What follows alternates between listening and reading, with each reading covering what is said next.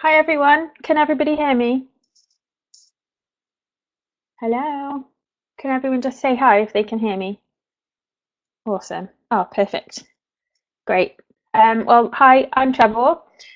Just before we get started, I just need to remind you that you can use the Microsoft translation tool if you need to hear me in a different language or if you want subtitles. The code should be at the top of your screen. Um, it does seem to be struggling with my accent slightly, so sorry if it isn't perfect, but it's pretty good. I also want to say a quick thank you to Roller Derby City for sponsoring this webinar.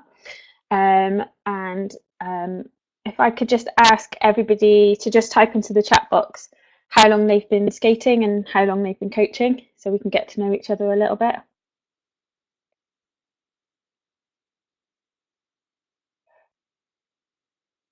Some great names today in the chat box.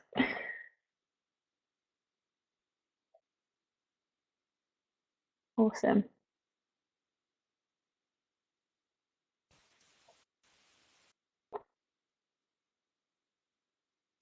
Perfect. You've got like a good variety here today. Well, I really hope that everybody will be able to get something out of this today.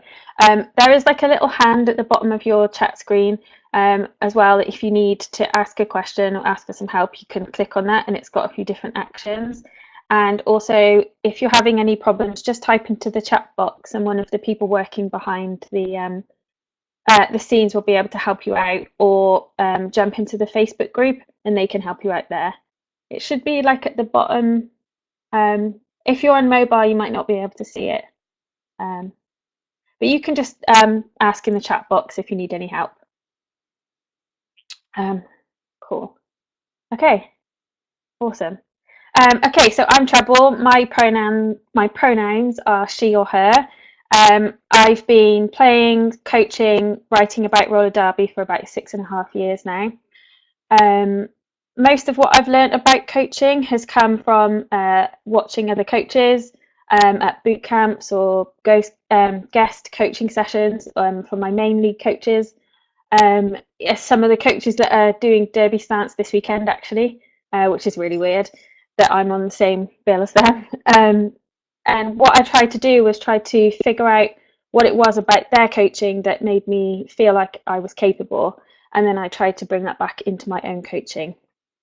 I've also spent a hell of a lot of time reading about mindset, about mental toughness, about what makes people tick. Books like Mindset by Carol Dweck and Grit by Angela Duckworth. If you've read either of those books, you're going to recognize a lot of what I talk about today. Um, but because this topic is really, really vast, you can go really deep and you can go really wide. There's just no way that I could talk about absolutely everything to do with it today. So I want you to think of this class today as like a foundation, like a sort of jumping off place where you can go off and learn more. Um, After the webinar, Hydra's going to send out the slides, which will also have a reading list at the end. So you can go out and buy some new books or read some of the articles that have really helped me develop this. Okay, let's get into it. So welcome to Coaching Believence, empowering skaters to believe in themselves. How to use your language, environment and actions to develop a tough mental mindset in your skaters. Okay. So, who is this class for? So, this Derby Stance is aimed at coaches, but I believe developing a tough mindset is something that everyone in your team should be thinking about. While you might be the only person delivering the sessions, you're definitely not the only person influencing your skaters. Potentially, everyone in your league is a role model. So, we want to do everything that we can to make those role models positive.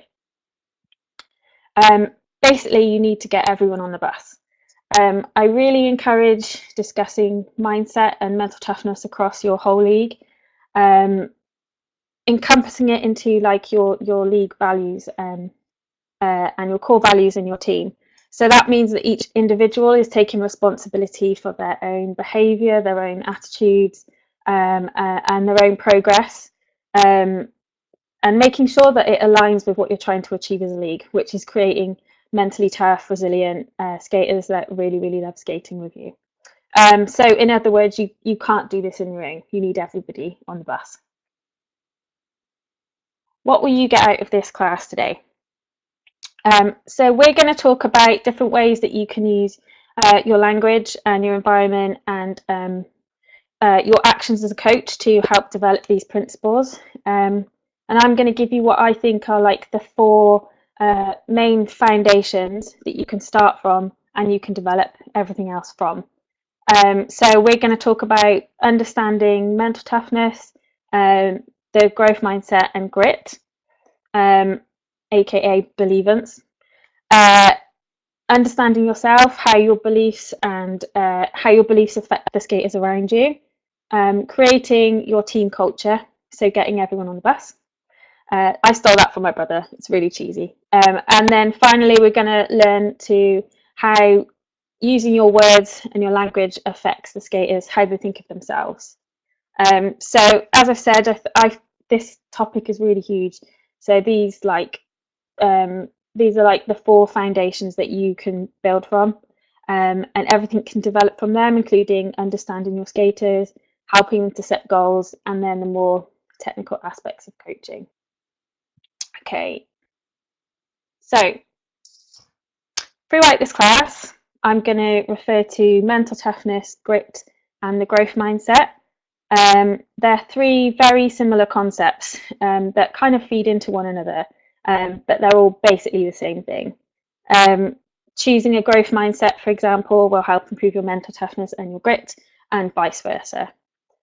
So if I was to summarize the mindset, these principles, I would say that mental toughness is about resilience, the growth mindset is about improvement, and grit is about perseverance. But you can see that they're all very, very similar. So let's just look at them in a little bit more detail. So mentally tough people, they're focused on the process rather than the outcome. They embrace challenges rather than being afraid of them. They will endure discomfort and push themselves to achieve their goals, and they'll recover from failures and use them as learning opportunities. Growth-minded people, or people with a growth mindset, they believe that intelligence and skill and ability can be developed regardless of where you're starting from. They embrace challenges and are more concerned with learning rather than appearing smart or talented. And they see failures as opportunities to learn and grow rather than reasons to give up. They also own up to their mistakes and ask for help when they need it. Gritty people. So gritty people have a single-minded commitment to goals. They use challenges as opportunities to improve. They are disciplined and have self-control, and they persevere through discomfort, and they work hard. They're highly motivated people. On the flip side of all of those are fixed mindset people, or people with a fixed mindset.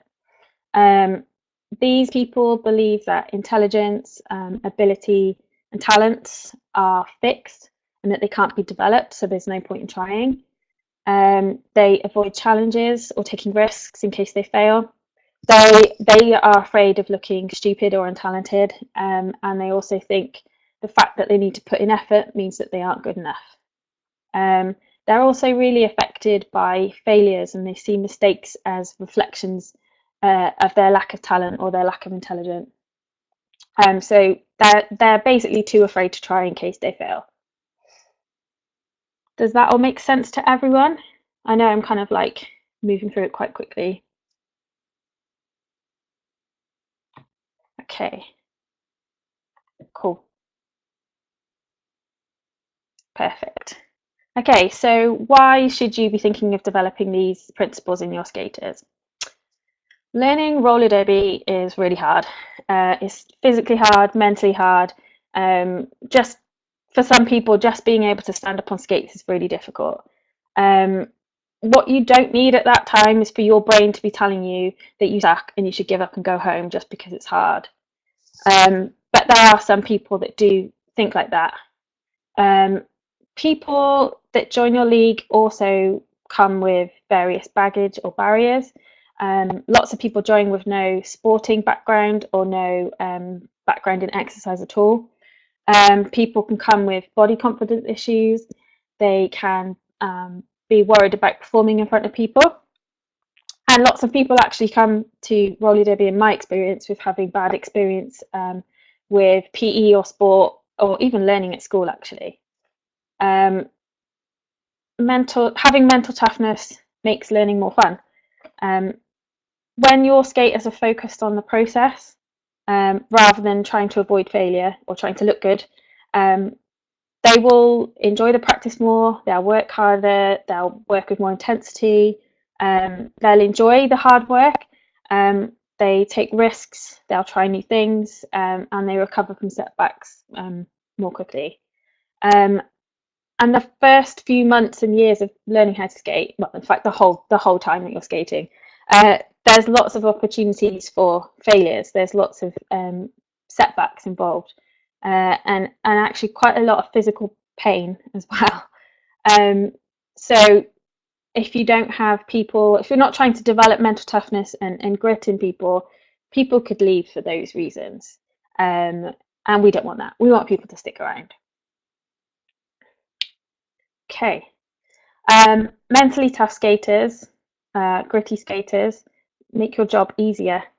That's because they take feedback as you've intended. They don't take it as a personal attack or a criticism on their person. They spread positivity to their fellow skaters. They enjoy hard work and they take responsibility for their own progress. And they turn up to practice week in, week out, which is what, as coaches, that is what we want. We want people at practice. Also, these principles make happier and healthier people. The benefits of mindset and grit and mental toughness extend far beyond the sports hall. Learning to be able to apply these principles in your real life can make people more resilient. It can affect their how they view relationships. It can affect how they view challenges like at work or at school, and it can make people literally make people healthier. And I think that's really cool. If people can learn this while they're being coached by you, you could have an effect on their whole lives for the rest of their lives, and I think that's pretty awesome. So I'm going to leave this section with this quote that I found. People may not remember what you said or what you did, but they will always remember how you made them feel. Cool. Any questions on that before we move on and I grab a drink?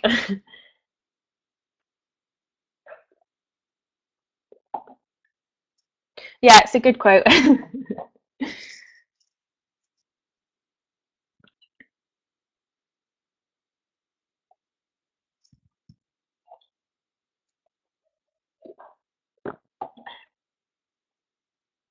Yeah, you can steal it. I'm sending out the slides after so you can take this one.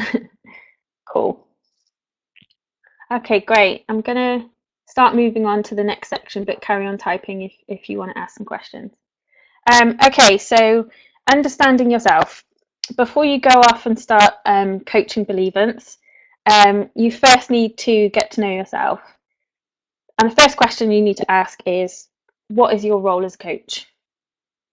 So, because you're all here today, I already know that you don't think the only job we've got is teaching them stuff. And you're absolutely right. A coach has loads of different jobs, and they include connecting with your skaters, creating relationships and getting to know people, understand what makes them tick and how they work and how they best learn and how they best take feedback. It's our job to encourage people to try new things, to take risks and push them beyond their comfort zone. It's our job to teach people, not just physical skills and strategy and rules. but how to manage their mental game and how to work in a team as well. It's our job to help develop skaters' skills by analysing, giving feedback, helping them to set goals and to give praise. It's also our job to collaborate with them on their own development, to help them reach their goals and to ask them to contribute their knowledge to the team as well. It gives people a sense of ownership for their development, but also collaborating with your skaters actually brings everybody up, because you as a coach, you don't know everything, and people are actually really knowledgeable and have different points of view, which are really important to bring into the whole league. And finally, our job, we're also leaders. This means making difficult decisions, being honest with your skaters, and helping guide people to be able to learn for themselves too.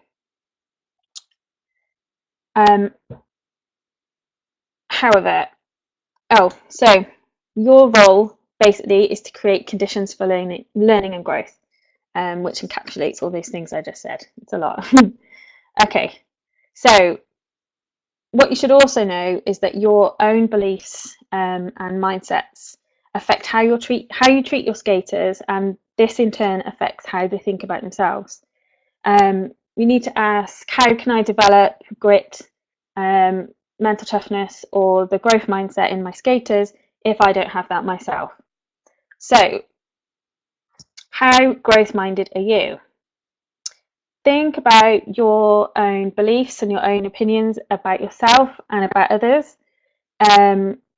Do you believe that intelligence is fixed? Intelligence and abilities are fixed? Or do you think they can be developed? In other words, do you believe that people are born to do things, or do you think they can learn to do things? What is your definition of success? Do you have to win to feel successful? Is the outcome more important than the effort or the process involved in that? How do you take feedback and criticism? And how do you deal with failure? How quickly do you recover from failure? These are quite tough questions to think about, and you might be surprised that you have more fixed-minded beliefs than you would like. But that's fine, because you kind of need to know where you are, where you're starting from, in order to improve. When you receive the slides after, I'll give you a link to the where you can actually take the mindset quiz from Carol Dweck's book, so you can really see where you actually lie with your mindset. So this might feel quite difficult, and you might be surprised that you're more fixed-minded in some areas than others. But wherever you fall, wherever you lie, because we're all growth-minded coaches now, we know that we can improve it as long as we put the effort in. Choosing a growth mindset and choosing to be gritty and to have mental toughness needs to be a deliberate decision that you make. It doesn't just come to you. And just like learning any skill, we need to put in practice and effort and dedication, and get feedback and fix mistakes in order to improve. And you won't always get it right, but as long as you keep trying, that's fine, and you will always get more opportunities to improve. And one way we can learn more about ourselves and improve our mindset is to ask for feedback. Self-awareness is really important, but it's also really difficult to do. We're quite bad at being self-aware of what we say and what we do. Even when you're trying to be self-aware, it's still really difficult to do. So it's really important to get some kind of outside feedback for your coaching or your interactions with your skaters. You can do this by filming yourself, watching the sessions back and listening to the words you used and how you were interacting with people. You can ask a fellow coach or a fellow skater to review one of your sessions. My brother suggested that getting somebody to let you know every time you say something negative You could always ask your skaters to give you informal feedback or get official formal feedback, like on some kind of form. This can feel quite scary and make you feel quite vulnerable, getting feedback, but it's the best way and the quickest way to improve your skills. You will also be demonstrating the growth mindset to your skaters by getting feedback, which is pretty cool. So just remember with feedback that feedback isn't judgment, it's just data and information that you can use to get better. We're all here to improve ourselves, not prove ourselves, and that goes for your skaters as well as you with coaches. Okay, so let's just have a little look at this list of the qualities that tend to make up a growth-minded coach. For all the books that I read, these were some of the qualities that kept coming up, that kept being repeated for growth-minded coaches or teachers or parents. And you might look at that list and think, not many of these resonate with me, which is absolutely fine, because just like any other skill, we can develop these. You can learn to become a better listener. You can learn how to be more supportive. You can change how you think about people's potential. So if you look at these and you don't see many in yourself, that's absolutely fine. We can always work on it. And one last note before we move on to the next section. You can lead a horse to water, but you can't make it drink.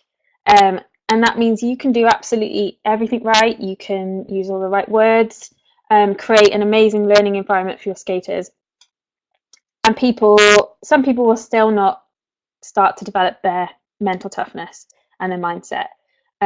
Just like you're making a deliberate decision today to work on your coaching, those people also need to make a deliberate decision to work on their mindset. You can't force them to do it, unfortunately. So the best you can do is to just create an environment where these things are more likely to develop. Give people the tools and the support, and then the rest is up to them. Okay, any questions before we move on to the next section? I just need to charge my phone so the translator still works. Okay, good. Everyone still with me?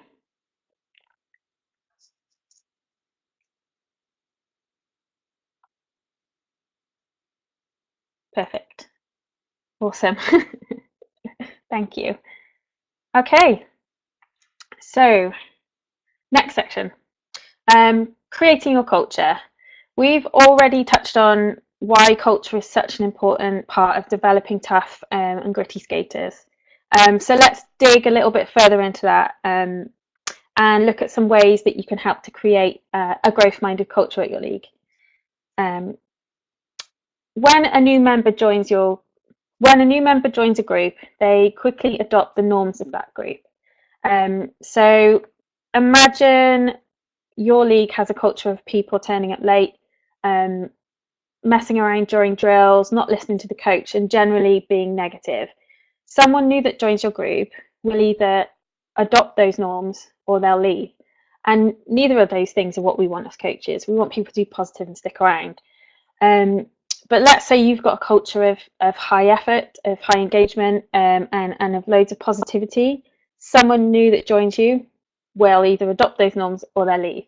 And obviously, we would prefer it to be the first. So how can you help develop those norms and positive cultures in your league? So when I was doing the research for this class, I read a lot about what goes into making successful groups and teams. And at the core of all of these groups was their values. That is what they stand for, who they are, and how they treat people around them. From their values, everything else grew. From their rules to their code of conduct, to how they develop and coach their members, and to how they present themselves to the world. And it's no coincidence that these successful groups and teams are full of gritty, growth-minded, and mentally tough people. Their groups valued effort and development over talent or intelligence.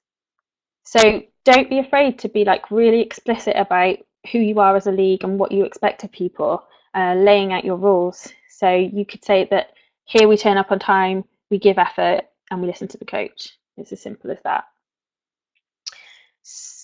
Next part of building your culture, developing belonging. Wanting to belong to a group is part of our evolution. Humans are social animals for a reason. Groups developed as a way to keep us safe, and to like share the burden of being a cave person back in those days when life was very hard. And people that aren't in groups don't do well. It's not good for people's health. So belonging is so important actually that our brains are super attuned to any signs that we don't belong. And this raises our anxiety and our stress levels and our defense mechanisms too. But we are also really tuned in to signs that we do belong to. But because humans are naturally so anxious, our brains need those signals to be repeated again and again and again before it will believe that we genuinely belong and these people really do like us. Why is this important for your new skaters? A sense of belonging helps with confidence, it helps build self-esteem, and it helps build feelings of security and support. People that feel like they belong to a group, they feel safe and supported, safe enough to take risks and face challenges and make mistakes.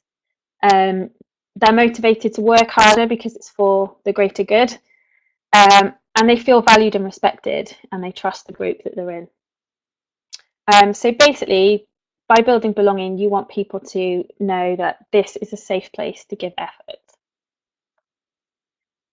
So how can we build belonging right from the very start with our skaters when they very first join you? So physical closeness. Being close to each other actually encourages communication and cooperation. So that means nice tight huddles when you're coaching. Get everyone. I mean, people need to be close to each other in derby anyway. So get people nice and close to each other in groups. If people are okay with touching, high fives, fist bumps. Some people might like hugs. Not everybody does. But if people aren't okay with touching, like thumbs up, applauding each other, whatever works for them. That goes back to sort of building relationships and getting to know people to know if people are okay with touch. Flash mentoring.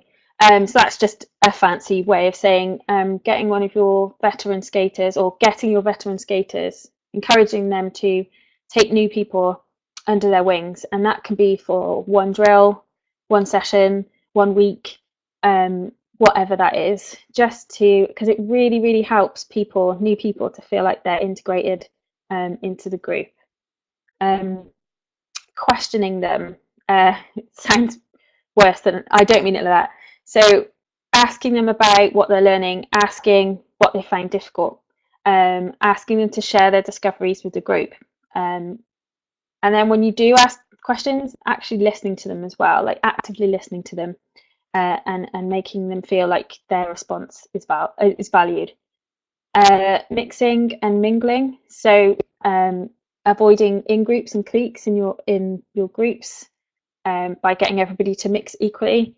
Friendship groups naturally form in teams, and that's absolutely fine. That's not a bad thing. But those groups need to be aware that they need to mingle, because those type friendship groups can be very difficult to integrate into. Eye contact, that's quite self-explanatory. Look at people when you're talking to them, make them feel like you're actually talking to them and that they feel seen. Small gestures such as holding the door open for people, helping them with their kit, stuff like that makes people feel really valued, and that you want them to be there. And then the last one is familial names. So this is about having a strong identity that when people join your league, they become So, for example, if you join the Crash Test Brummies, you become a Brummie. If you join Hereford, you become a Horrible. If you join Tiger Bay, you become a Brawler. Those identities really help you sort of feel connected and part of the team. This is something I really hope we're going to develop up my own team because we don't have these names at the moment. The names that we did have are a little bit outdated and very 2000s. So yeah, I would love to develop that more at my team.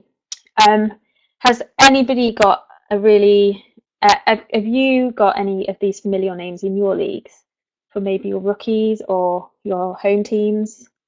I'd be really interested to hear other people's names that they have.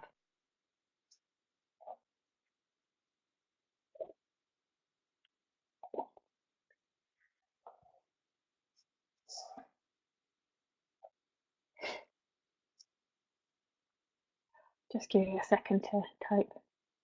Called the other CCR.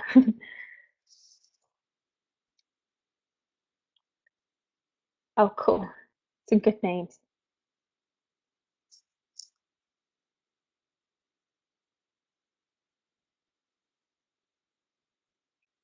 Yeah, I think it's really good to have those names. It's weird, just something as small as that can really like help develop belonging. Awesome. Okay, I'm just gonna carry on, but feel free to keep typing into the chat box if you want to share your names. Okay, so part of building belonging is building trust.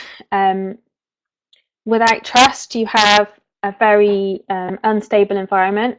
People are afraid to take risks, afraid to be vulnerable. I think I may have said that. And they tend to be suspicious of decisions of the leadership make. Having like a low trust environment makes cooperation difficult, motivation is low, and it's very difficult to get the best out of your skaters if people don't have trust. Um, so, how to create a bit more trust in your team. If you want people to trust you, you have to trust them. So that means trusting them to put the work in themselves, not helicopter parenting them, not micromanaging them, giving them responsibilities and trusting them to do it. But it also means holding everyone to the same standard. So it's one rule for everybody. People don't get a free pass because they've been around for 10 years or they're the star jammer. Um, Trust also requires being vulnerable and open with your skaters, admitting when you don't know something, admitting your mistakes, and they'll be supportive to you if you respond in the same way to them when they make a mistake. Um, Most importantly of all, trust requires unconditional support, unconditional encouragement, and unconditional love. This means that no matter what the outcome or the situation, you're all there for each other.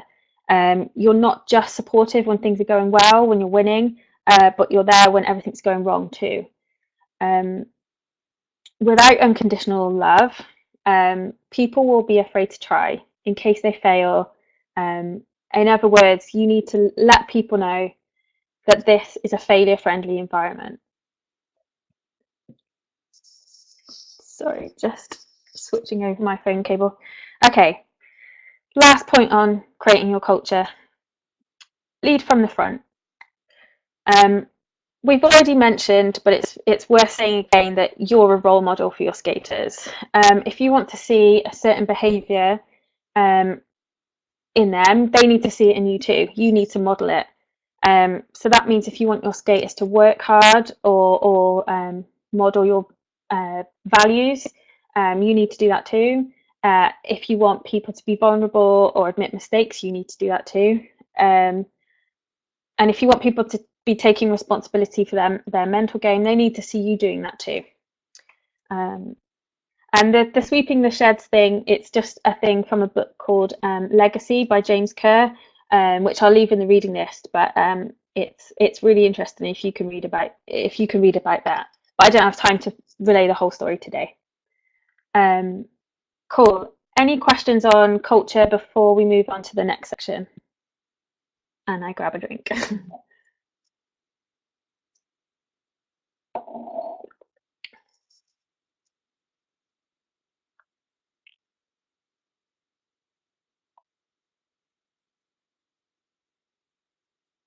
Okay.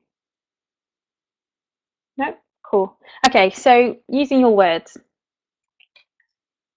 What you say and how you say it informs your skaters' self-talk to themselves. Um, Hi Katie, yeah, Sweep the Sheds. It's from a book about the New Zealand All Blacks and how they create like a sense of responsibility and humility in their team. But if you just search for Sweep the Sheds, you'll get loads of hits on Google. But it's in the book, in one of the books that I'll leave in the at the end. Okay, so sorry. What you say and how you say it informs your skater self-talk to themselves. So what is self-talk? It's exactly what it sounds like. It's our internal voice. It's the words and the language we use to talk about and to ourselves. It can be positive and it can be negative or it can be neutral. And it can have a real physical effect on our performance.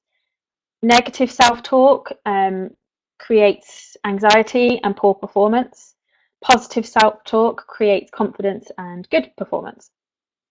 But self-talk affects way more than just our sporting abilities. It can affect how confident we are, how much risk we're willing to take, but it can also affect like our happiness and our health.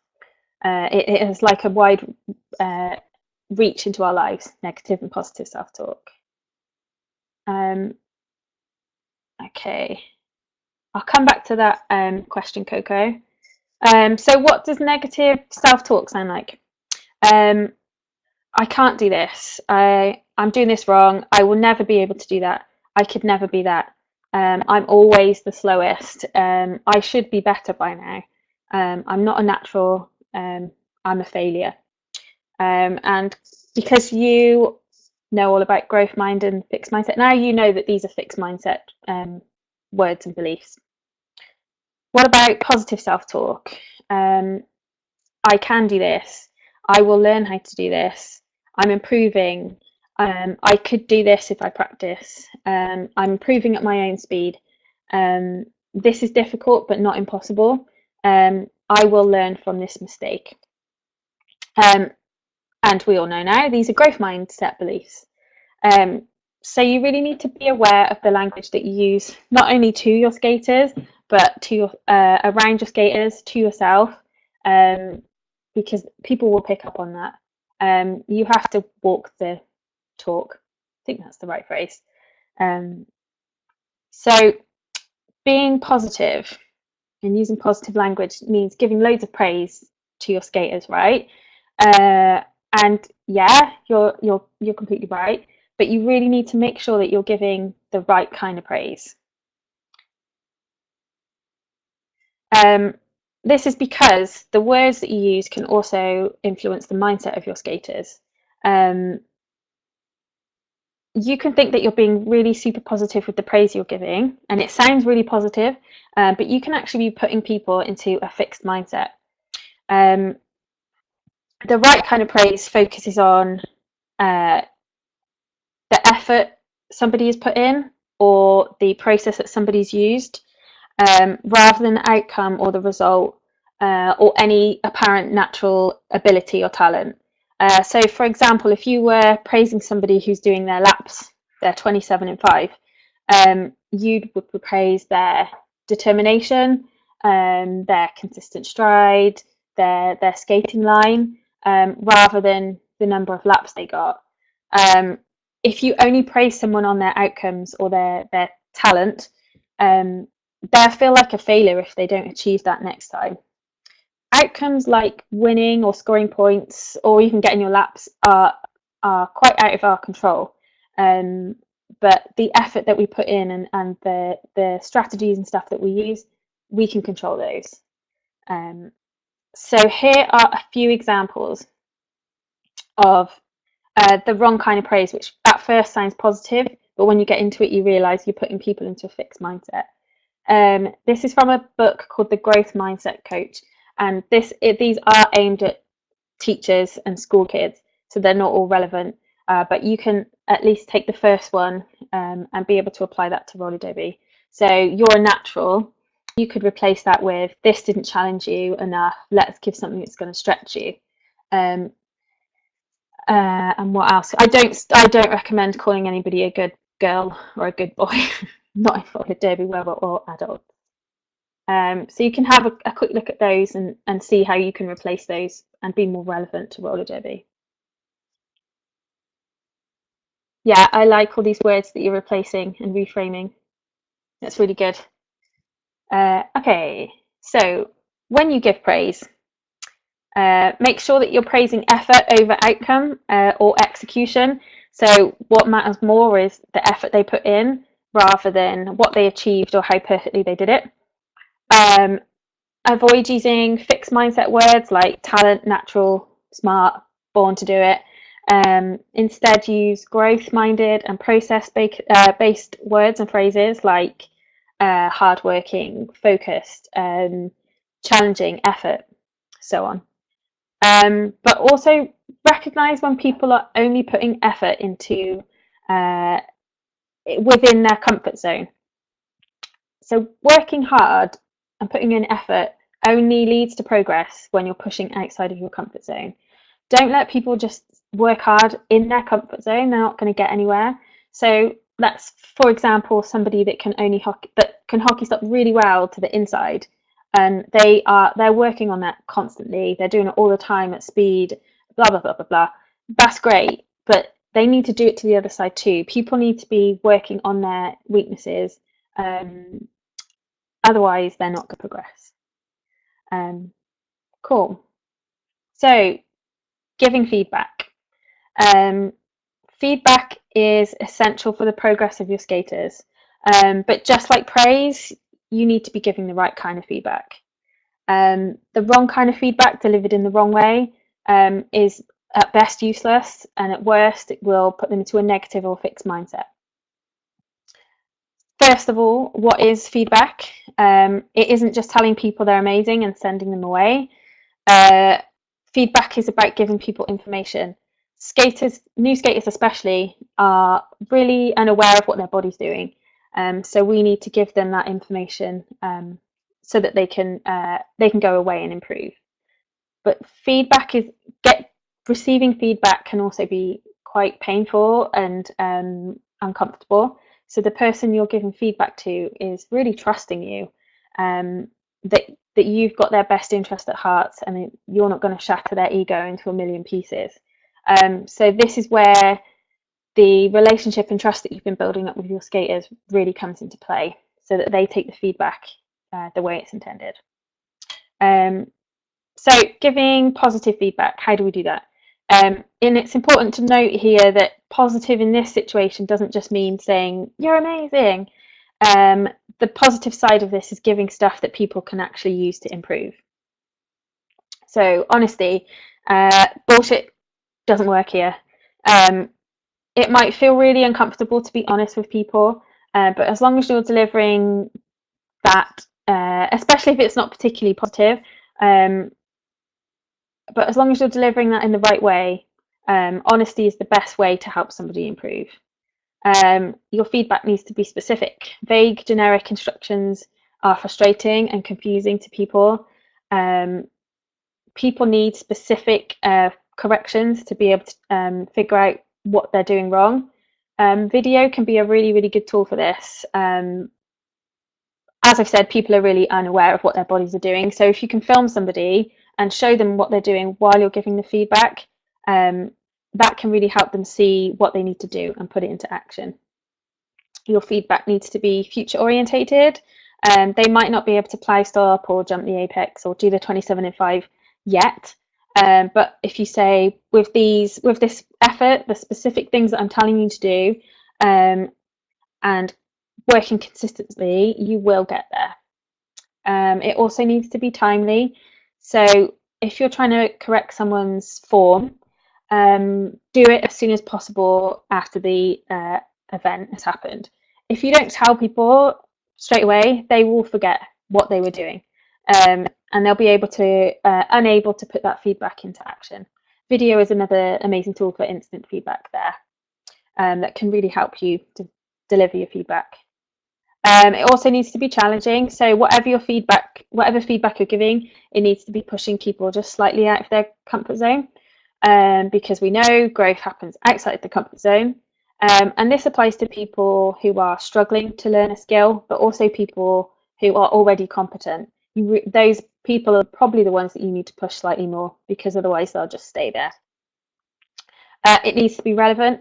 You need to think about where they are in their learning, what their goals are, and what's realistic. It should be appropriate to them and individual to them as well. It needs to be praise and effort focused. So remind them of how much effort they've put in already, and the process, and how far that's already got them. And that it might be painful or boring or slow or frustrating, but they've already proved that the process works. So remind them of that. And it also needs to be collaborative. Give your skaters ownership of their own progress. Ask them what they think they can do to improve, what they think their next steps are. People have a lot more knowledge than they give themselves credit for. So as a coach, you can give them the confidence to figure it out themselves with your guidance. And just like with praise, we can fall into a positivity trap with giving feedback too. We think we're being super positive, but we're actually putting people into a fixed mindset. I'm just going to quickly let you read through these because I think I'm running out a little bit of time. So yeah, you can have a little look at what seems positive on the face of it, but is actually fixed mindset. And you'll all receive these slides after anyway. Okay, so I'm just going to skip through this one. Embrace the power of the word yet. So this is a tiny word that is super powerful. And I think we've already touched on it in the chat group. Yet can turn a definite into a maybe. It can turn impossible into possible. And it can turn a negative into a positive. Yet can switch a fixed mindset to a growth mindset in just one tiny syllable. So I can't do this becomes I can't do this yet. So use this word liberally and make your skaters use it too when they're being negative about themselves. It completely changes their mindset. Okay, this is the last little section now, and it's super quick. If I haven't convinced you about the power of positivity to influence your skaters, I'm just going to tell you about a study that was done. Did you know that seeing a smiling face can drastically improve an athlete's endurance? One study I read about actually increased cyclists' endurance by 3 minutes, which is a huge number, just by flashing smiling faces at them in like almost imperceptible bursts, like as quick as you can blink. So these cyclists barely noticed these images, and yet they increased their endurance by 3 minutes and even perceived the cycling to be easier. So a smiling face it made it was longer, but it felt easier. So can you think of a situation in learning roller derby where that could come in handy? I could think of a few where a smiling face would really help. So I just want you to think, like, imagine how much influence you can have on your skaters. If you put everything you've learned today about understanding the principles, understanding your beliefs, understanding how to create an environment for growth and a gritty culture, and how your words affect them, all on top of smiling, something as simple as smiling. So just to wrap this up, let's all go out there, coach Believence with a smile. Okay, that's the end. So I think we've just got like a few minutes if anybody's got any questions, or if you need me to go back to anything.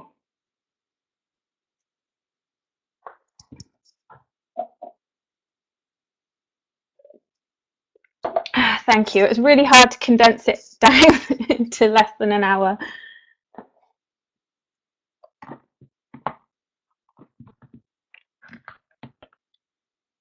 Oh, somebody was asking about getting people to engage on the fixed mindset situation. I think you can give people feedback about their physical skills, but you can also give them feedback about that as well. Just a conversation that you can have with that person. or at least say, okay, if you're not going to do it for yourself, just think about the impact that's having on other people. Um, yeah, so if you have a coach who's not positive, how do you give this coach feedback? It's super scary. Um, yes, I would agree that it is quite scary to do that when someone's kind of in a position of power. Um, we, you can, I think at CCR, people can have like anonymous feedback. So maybe you can do something like that at your league, or get all the coaches to have feedback, maybe yearly, and then people can give feedback to everybody and put that in their feedback for them. I don't know if that makes sense. I'm not sure that it came out quite well. You can also have like a designated person that newbies can speak to about these things, that can relay the message as well. Uh, uh, Ferocious, how can you give feedback to more experienced or better skaters? So Ferocious touched on this in her class yesterday, and what did she say? So like, as long as you know how something's supposed to be done, it doesn't matter if you can't do it or someone can do it better than you. You can still give people. It's a weird dynamic with people that are better skaters than you. But like I said, not everybody is aware of what their body's doing, even really good skaters. Um, so you just feel confident that you can see what they can't see. Um, uh, and yeah, just give it to them, and if they take it, they take it. Yeah, exactly. Even if you can't do something, doesn't mean you don't see it and can do. Yeah. Any other questions? Sorry, when stuff's not written down, I'm not very eloquent.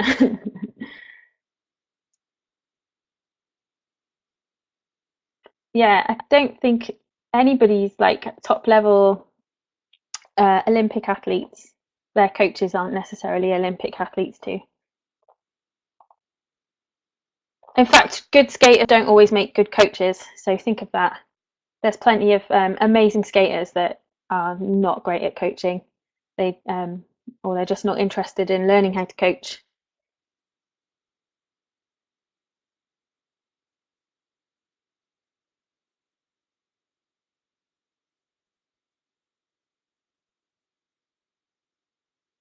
Yet. Yeah, exactly. Any other questions? Would anybody like to see my cat just before we go? See if I can get this right. There she is. Say hi, Pidge. She's not interested.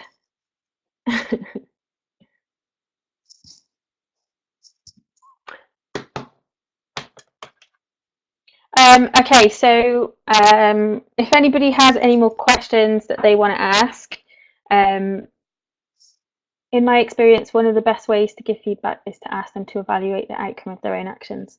When they can help identify the opportunity, then buy in. That's really good. Yeah, so if anybody has any other questions, just send me an email or speak to me in the group or on Facebook, Twitter, Instagram, whatever. Um, yeah, and I will try and answer them. And if anybody needs more notes, they contact me and I can send you my script if you've struggled to keep up with everything today.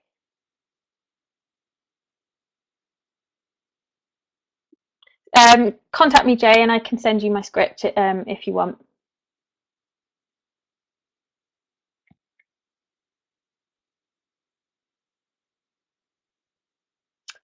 So how do I get rid of the question?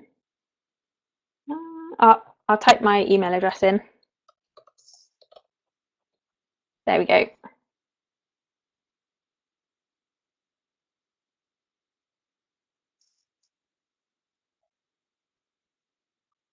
My pleasure. Thank you all for coming. And enjoy the rest of Derby Slant. Oh, and thank you to Roller Derby City for making this t-shirt a reality.